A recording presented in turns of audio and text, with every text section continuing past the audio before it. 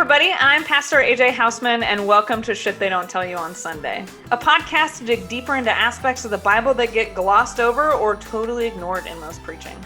The Bible has a lot of parts that are racy, uncomfortable, and sometimes downright horrifying. Let's talk about it.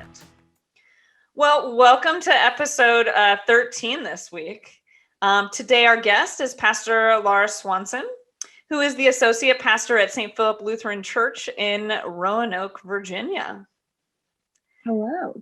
Hello from the South. Is that Virginia's the South, right? Oh yeah, we are, yeah. And Southwest Virginia is its own, Virginia's a fun state. So, but good, glad to be here. I remember the first time that I met someone from Southwest Virginia in the Roanoke Valley. And they said, "Oh, I'm from Southern Virginia." And I was really confused. I was like, I thought there was only regular Virginia and West Virginia. There is this third state, that somehow left off of the U.S. maps, Southwest Virginia. It kind of started Roanoke on down, and it's a fun place to be. And that's like true, right? Like people that live in that area, like they don't want to associate with those people up by DC at all. Oh yeah, like that. They don't even, it's a whole separate country. We don't talk about. And actually, fun fact, West Virginia did like a formal invitation to counties in Southwest Virginia to say, if you want to join our state, you are welcome here. So anyways, that is Southwest Virginia. Wow. Yeah. That's fascinating. Mm-hmm. There's some, I'm just trying to think about what the electoral map would look like if that happened. Yeah, it is. Virginia would get bluer. Well, yeah, for sure. All right. Anyways, well, it's good to have you. I'm really glad that you're here today. We're going to be talking about the New Testament reading for Sunday, July 4th, if you're planning on going to church on the 4th of July. And that reading is 2 Corinthians chapter 12, verses 2 to 10. So I'm going to read the NRSV because, again, I just copy and pasted it. I know a person in Christ who 14 years ago was caught up to the third heaven. Whether in the body or out of the body, I do not know. God knows. And I know that such a person, whether in the body or out of the body, I do not know. God knows, was caught up into paradise and heard things that are not to be told, that no mortal is permitted to repeat. On behalf of such a one, I will boast. But on my own behalf, I will not boast, except of my weaknesses. But if I wish to boast, I will not be a fool, for I will be speaking the truth. But I refrain from it, so that no one may think better of me than what is seen in me or heard in me, even considering the exceptional character of the revelations. Therefore, to keep me from being too elated, a thorn was given to me in the flesh, a messenger of Satan to torment me, to keep me from being too elated. 3 times I appealed to the Lord about this, that it would leave me. But he said to me, my grace is sufficient for you, for power is made perfect in weakness. So I will boast all the more gladly of my weakness, so that the power of Christ may dwell in me. Therefore, I am content with weakness, insults, hardship, persecutions, and calamities for the sake of Christ. For whenever I am weak, then I am strong. The word of the Lord. Thanks be to God. So this text is interesting, I think, to have specifically on July 4th, Sunday. Yeah. So Pastor Laura picked out our text for today to talk about, and I think you're right. And so, also, I just want to say, for those that may not know, all progressive pastors hate the 4th of July being on a Sunday. This is very true. I saw it on the calendar. I was like, oh, really? Like, it gives us a chance to talk about and address, that we are Christians first. Like our identity in Christ is more important than any other allegiance in our life. Yeah. And maybe most poignantly on July 4th. Well, and I think the problem is people expect their pastor to address these secular holidays when they pop up on Sunday. Right. And so, the message that like this country was founded in the name of God and blah, blah, blah, blah, blah. And like, and then all the pastors eye roll, hold the breath. Yeah. Then I think that we can give thanks for, give thanks for our country, but also acknowledge the problems, right? And think about how are we as Christians called to live in a country that is not perfect, and where does the gospel help us to understand how to love and care for our neighbor, and that again, that identity should be more important than our patriotism. Well, and to also understand that, like, trying to find the delicate words to say this, right? Like, Christianity is not like you're probably going to find better words than I will, because I'm just trying to be like sensitive. I don't know why I'm trying to be sensitive. Yeah. Like, being Christian should surpass, like you said, our patriotism, but also to recognize that they're not synonymous, right? Yes. That this, that this is not a Christian country, and that this country has done terrible things to people, both other religions and Christians alike. And that, to be patriotic in the United States and to be a good Christian are not the same thing. Yeah. And it's, thinking back just generally through history, when religion and the state get too close, it just can be dangerous, right? And so I think that, it is an important Sunday for us to think about what it means to be a Christian, what it means to be a Christian living in America, and how does how does the gospel then help us to live and love and serve in the midst of that? Yeah. And part of that, I think, is just for me, as I was looking over the text, just thinking that our identity as a baptized child of God, it comes before everything. And I think that's an easier way to come at it with people. Like, we're not trying to, because people may get deeply offended, right? Like, I love my country. I want to have the flag up and do all these things, but it's like, but right, our relationship with God supersedes all of it. Right. And so just trying to center ourselves in that. But I think that this part of the reason I chose this text, I think it's very interesting. So Paul gets on this whole thing about like strength and weakness. And having a Sunday that is Independence Day, I think we might have this inclination to think about American strength and all of that. But this text calls us to maybe think a little bit about that. Yeah, for sure. Right. Because like that's this concept of weakness is a struggle in our country. I mean, like, first of all, America likes to think that we're the best and strongest country in the world. And you're clearly unpatriotic or, should be hanged for treason if you don't believe that. Right. And that we must, boast our strength as Americans. And we find that that's totally contrary to our Christian teaching, right?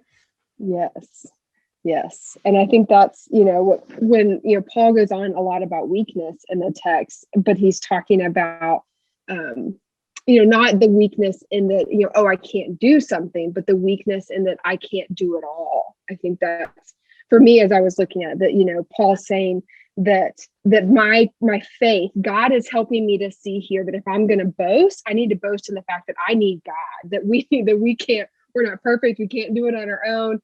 And I think that is an important message to hear, especially in thinking about us as a country. Like, our country is not perfect. Our country can't function in the world just on its own, as we just lived through in a pandemic, right? We see that we're not an island. And so I think that is helpful for us to know, both in terms of our faith and our country, that we're not perfect, can't do it alone. And the faith helps us to know that. Yeah, I totally agree. Let's back up just 1 second, a little bit for like our little background on this Paul's second letter to the Corinthians that we have here. Just a recap, because we've talked about this a little bit. This is actually Paul's fourth letter to the Corinthians, because they were problem children. And Paul is actually today addressing another problem child moment that they're having. So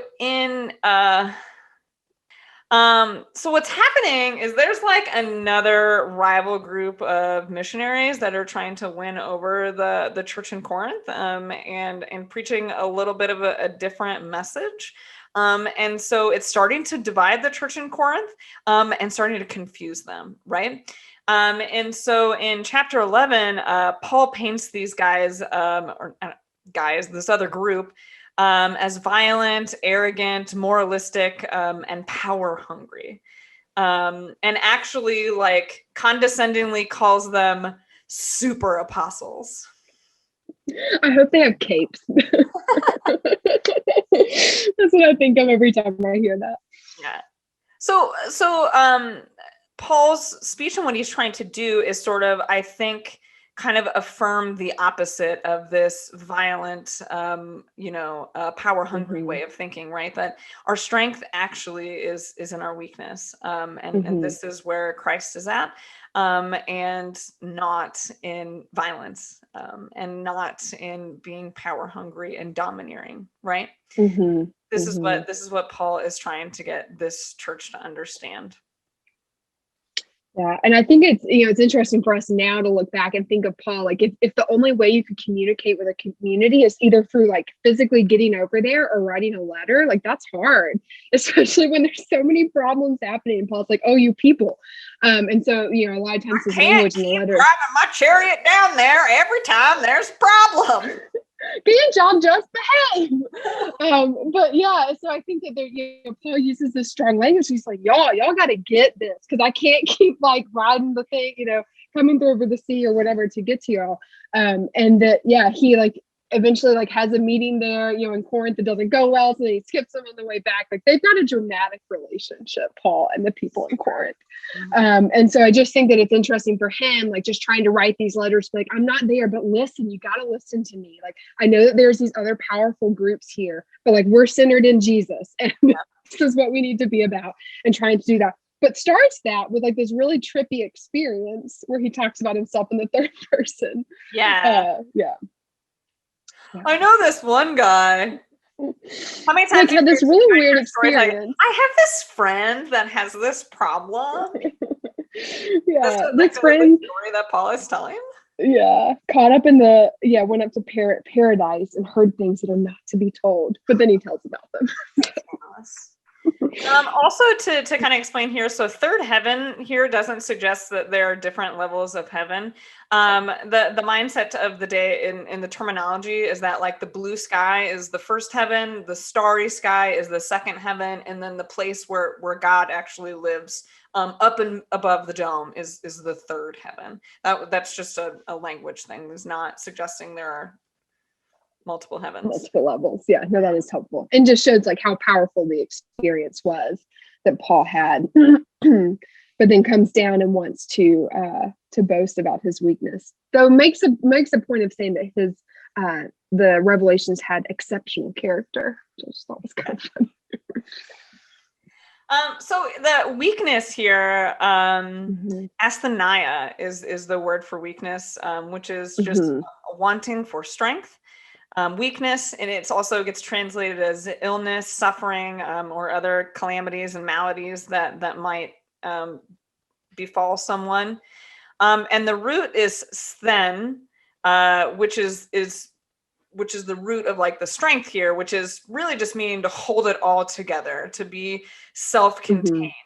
So asthenia, that ass adding it to it, meaning just it's coming undone. Right? That you don't have it all together. That's just what this weakness here in the Greek means. Like, I don't have it all together, which may mean I'm sick, which may mean I've got some other maladies or infirmities, or it just may means like, I don't have it all together, right? Like it's a very true statement for all of us. I feel like every day I can find some reason as to why I do not have it all together. Yeah. I look Yeah, at which is people that like look like they have it all together, and I'm like, how? There's not enough hours in the day for me to have it all together. yes, yes. And so that's, I love that verse, just my grace, that, you know, that God says, my grace is sufficient for you. Yeah. For my power is made perfect in weakness. So my, you know, my power is made perfect in this realization that you don't have it all together. Like that, yeah. You know, And I it's say perfect. that It's some of made perfect. the best way that I have I've heard that explained is from Pastor Nadia Boltz-Weber, who says Mm, that like our shortcomings and our, you know, falls are fertile ground for God's redemptive mm, work. yeah. That's I think great. it's a great way to put that. Mm-hmm. Mm-hmm. But this text, and just in general, this concept of weakness or not having it all together is a particularly uncomfortable topic for Americans, right? Like that's part of our culture, right? That you have to have it all together, especially if you're male. You are not allowed to show weakness. If you're a woman, Mm-hmm. we just expect you to be weak, right? So like that's just Mm-hmm. it's just so you know, this thing about, you know, Christianity here is quite opposite of our American culture, Yeah. and you know, the foundings, the pull yourself up by your own bootstraps thing. Mm-hmm. Yeah, I think that's important to lift up here, because I think, you know, we've made progress, not within the whole church, but I think some churches have made progress in terms of how we understand women and invite. I mean, like, right, we're pastors, right? We've made some progress here, but there also needs to be progress in terms of how we understand men and how we invite men to live out themselves. There's a good book on this. It's called "For the Love of Men" by Liz Plank. That's a total aside, but it's great to. She talks about a mindful masculinity, and so that.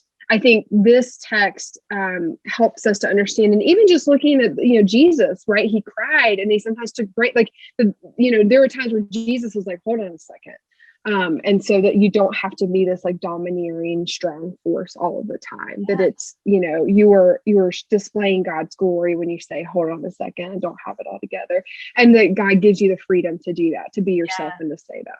Yeah. Yeah, so this is where I honestly think some of the biggest challenge, anybody out there who is attempting to raise a boy, attempting to raise a young man, like I think that's where the real challenge is. I guess maybe to me, I have no problem raising a strong woman, right? But when it comes to raising a good man, I think is harder. So from the beginning of like how we even do like pregnancy announcements in this country, either pink for a girl or blue for a boy, and the expectations on you are set from the day that you're born based on your genitals, right? That's how we do things in this country. It's not just us. I want to be clear about that. This is a pretty common thing. But so from a young age, right? Like boys are not allowed to show weakness. Boys are not allowed to cry. Boys are not allowed to express their emotions. That is somehow being weak, which is not masculine, right? When actually, you know, in a more nuanced and I think in a mature way to look at it is it takes a lot of strength to express your emotions and to show vulnerability. Yes, right? that takes bravery, right? That there's strength and bravery in that maybe isn't celebrated in the same way. Like you said, like once you kind of like, oh, well, this is the sex of the child, so then, right, this is how we're going to condition them. But like, what a beautiful world to say, like, you are who you are, and that you're invited to be that fully, and that's how you live into faith. It's just to be you in whatever way that looks like. Yeah. And so for more about the power of vulnerability, I want to send everyone to Brené Brown. That's where like her stuff's amazing. The Call to Courage and the Power of Vulnerability.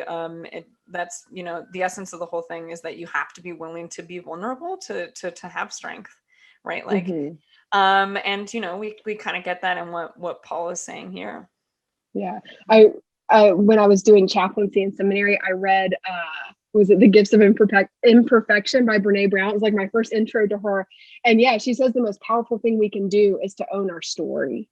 And that's always stuck for me in terms of like, as you know, trying to live out my own story. But then I think here, looking at this, we dwell in our weakness, we boast in that. So to lean into the power of we are children of God, and that we don't have it all together, but God's grace comes to us, and that we lean more into that than our whether it's American capitalism, whatever, are this motivating force to say, well, I have it all together and I can do all the things and I'm strong and I can do it my own. That faith gives us an alternative to that there is a different story to hear and to live.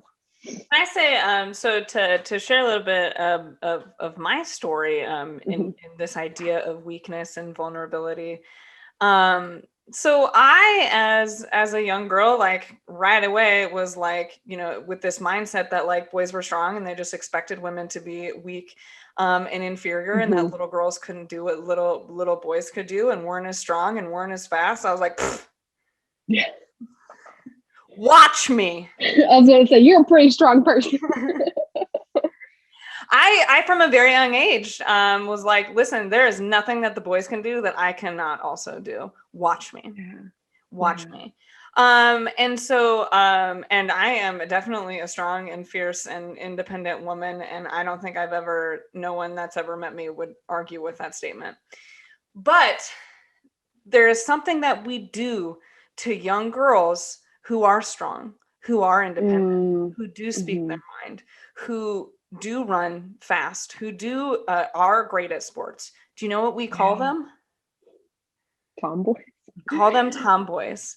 Which, for anybody who knows someone who's like this in your life, don't call them a tomboy. That is not a term of endearment. It's not cute. It is subtly demeaning that young girl that she is either too masculine or not feminine enough, purely because she is strong and independent. And those seeds get planted so early. Like, I don't think we realize, like, I've even thought about that just in my position and working with children, and how do we speak to them, and how do we affirm them and not try and put them into a category or say like, oh, well, you're, a great leader and you're just, so like, we're not going to call you by a different gender just because we see these qualities in you, but anyone can have those. Yeah. I got called that a lot as a kid, and never once did it feel good. Not once, that there was something wrong with me. Right. And then it feeds into little girls' identities, right? That there's something wrong with them, that they're not as good at being a girl as other girls. Like how, just the power of words, like the words that we speak to children have a lot of power. And then on the flip side, boys who cry, boys who, maybe aren't into sports, maybe boys who from a young age didn't immediately think that they needed to go out and hunt their dinner because it's the 21st century. And baby boys that like dance or other things that we have labeled as feminine. All of a sudden they're sissies and they're weak, and we emasculate men in the same way that we do this to women and young girls. So that's my thing, is just to think about how we culturally talk to children about strength and weakness and vulnerability, because ultimately it is like, it's conditioned. Right? Our culture is how we condition our children. And let's see if we can change that, is how I feel about it. Right. And I think that, like changing it. And I think that I know for myself, like, coming through seminary and doing, the work that you have to do and learning more about yourself, but you learn about the way you've been conditioned, right? That it's okay to speak your mind. You don't have to apologize for it, specifically for women. And I think that when you're having to unlearn those behaviors, you then start to realize what we're telling children, right? And that at least for myself, I became much more aware of, just how we, encourage girls to participate in things. When I'm sitting in a meeting and I'm the only woman there, I'm also like 40 years younger than everyone else there, right? This happens sometimes frequently. And so I think that you have to develop that confidence and how can we help instill that for both boys and girls, that your voice is valuable, but also you need to listen to the voices of others too. Can I tell you something that gets my goat? And I know it gets yours because you've talked about it before too. I am not particularly a stickler like that. Everyone needs to call me Pastor AJ all the time.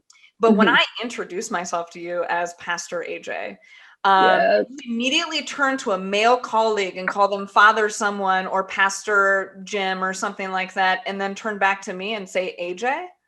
That's Yep. incredibly demeaning to women, right? That like you can Yes. recognize the title of a male but not of a female. Yes. Yes. And I think that we had that And whole people do that reintroduction. Oh yeah. Well, all then the there was the time. whole Dr. Jill Biden. When have Yeah. we ever, like, there's a million officials in Washington, D.C., and we always say congressman, whatever, president, vice president. And then to not honor the title of the first lady, goodness.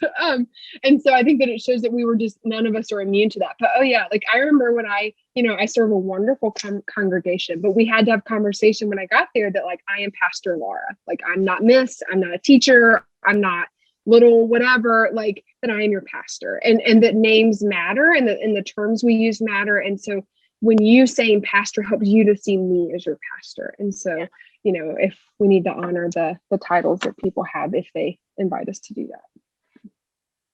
Are you the first female pastor that they've had? I'm not. I'm the second. So yeah, it is good not to be the first, but it is interesting. This is just a total aside, but you may have heard my like soapbox about this in seminary, that I hate the term like female pastor, woman pastor, lady. I hate it. Can't stand it. Let's be done with it. Because when we put it right, and then the same thing as if we said a male nurse. Like, well, then you're setting up this, and then like nurses have to be women, and the pastors have to be men. Like, nope.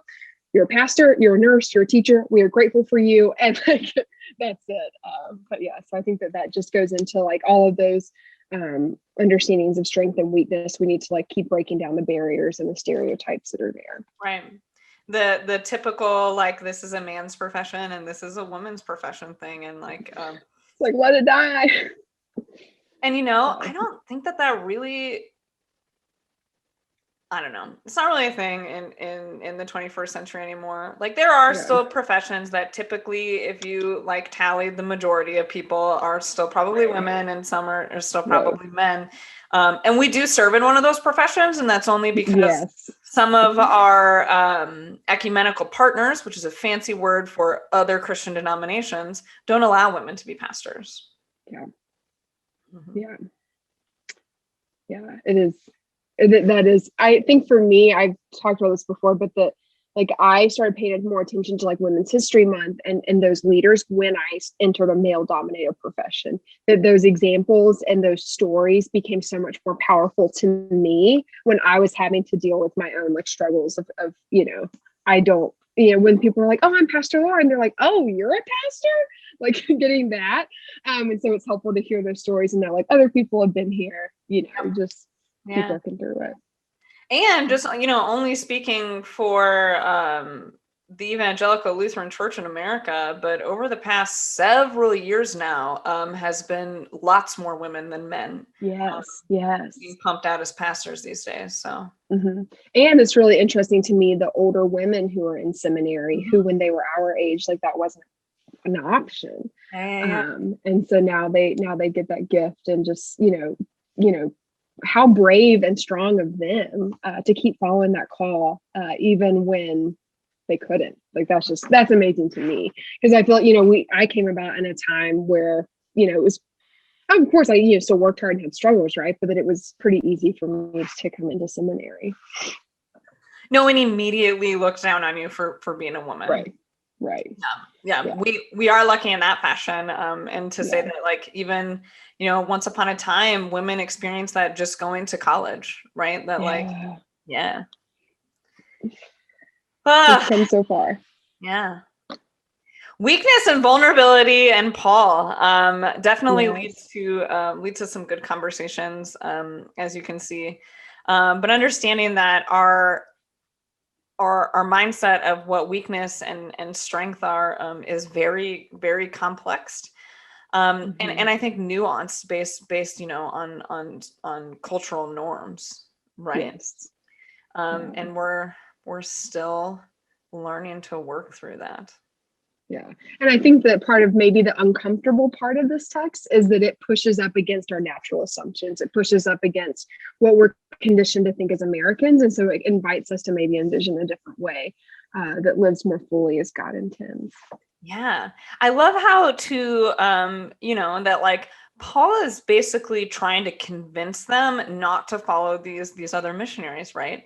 Mm-hmm. And the way that he does that is by saying, "Listen, I am weak." How Mm-hmm. often would that be? Like, I think about like political speeches, right? Or Right. elected officials. Like, how often do you hear someone get up there and talk about their weaknesses rather than their strengths, right? Right. Or their weaknesses as their strengths. Mm. Yeah. You don't see that. That would be a very short-lived campaign. Pick Yeah. me. I'm weak. And I wonder, like, if maybe we had more elected officials and stuff like that that could, talk about these things. What would leadership look like? How would that change the culture in our country? Yeah. Well, and as we have more leaders who are not old straight white men, we're starting to see a different definition of leadership that you could have, not that those men can't be empathetic and things like that, but maybe it's more displayed more fully in someone who's of a different demographic. And so that I think that is helpful for us to just see the definition, understanding of leadership broadened. Yeah. Yeah, and it changes. It changes the entire culture of what it means to be a leader, right? Mm-hmm. Which is exactly what Paul is trying to get us to understand. That Mm-hmm. the leadership is not about how you can use violence to manipulate, or how you can, Mm-hmm. to use a somewhat crude phrase, but the pissing contest, right? Like, Yes, right, yes. But that's it. And that, like Paul saying, listen, like but God said to me, my grace is sufficient for you, for power is made perfect in weakness. That is such even now is kind of an antithetical like message, but was then when you had the super apostles going around and we're given this power, this message of violence and power and taking things by force. And Paul's like, nope, like we boast in Christ, like we are weak, but we boast in Christ who makes us strong. yeah. And it's a very different message. So if you're thinking about a 4th of Mm-hmm. July sermon, what Mm. would you want a pastor to say if they were going to preach about this on the 4th of July? I think to be honest about our situation. I mean, like we've been through a lot as a country in the past 4 years, 1 year. Take your time, but that you can speak to.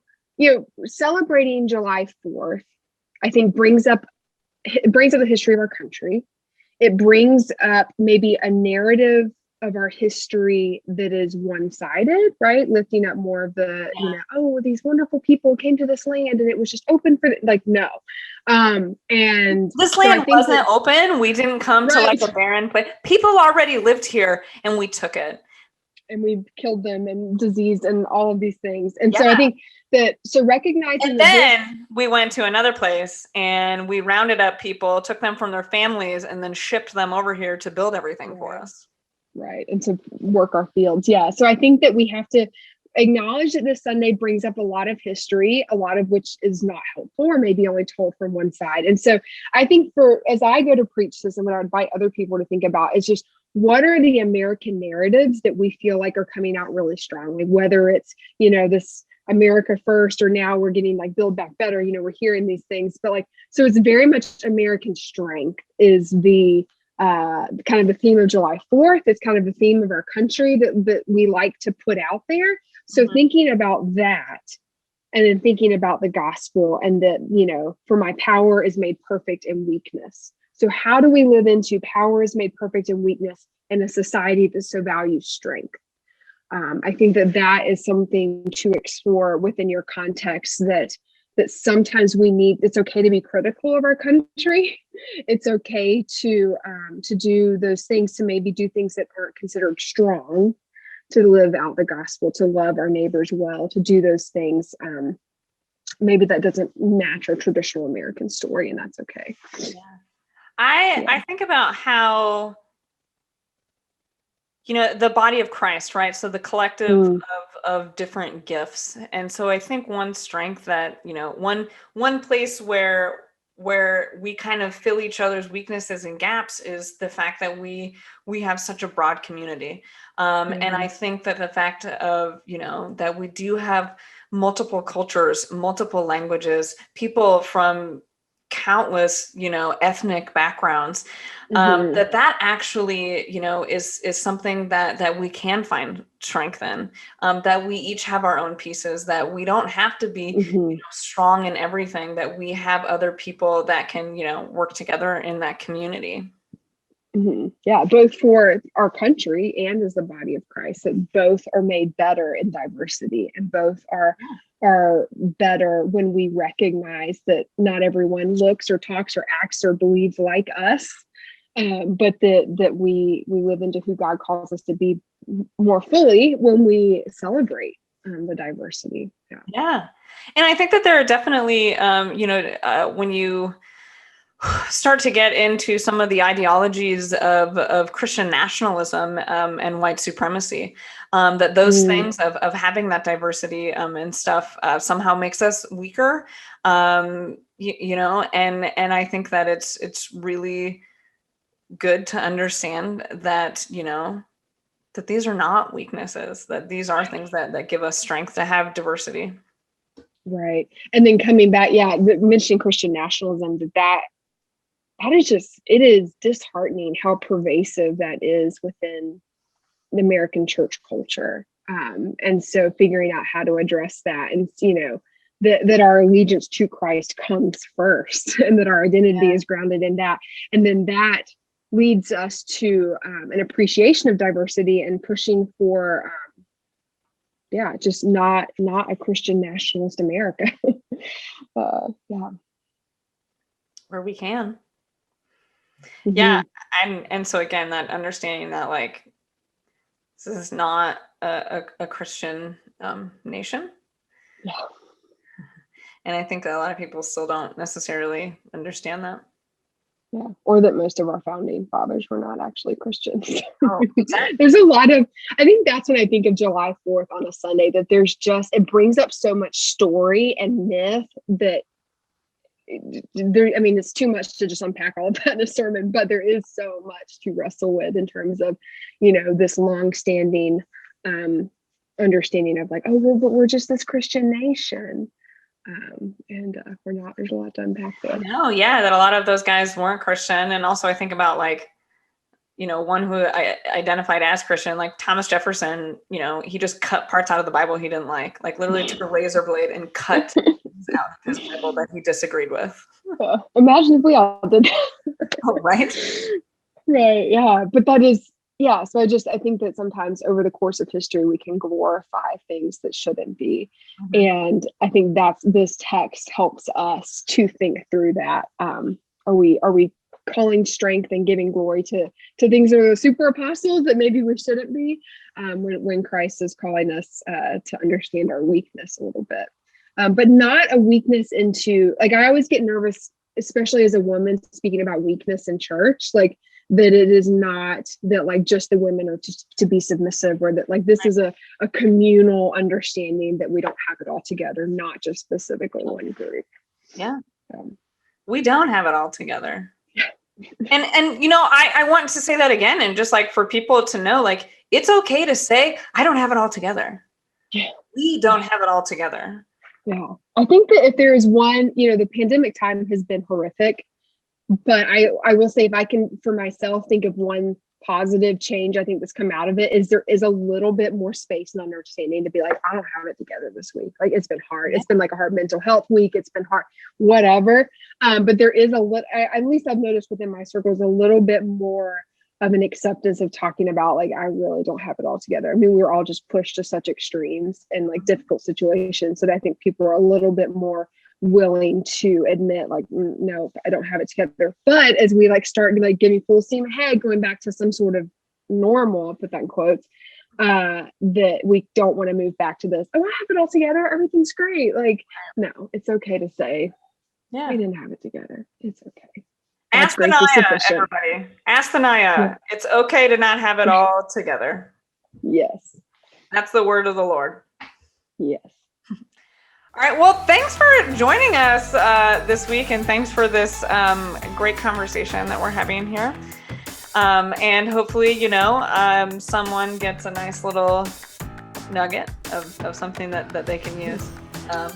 But anyways, look for us next week on Shit They Don't Tell You on Sunday. And you can follow us on Facebook at facebook.com/Shit They Don't Tell You on Sunday. And subscribe wherever it is that you listen to podcasts. And hopefully you'll hear us soon. Take care.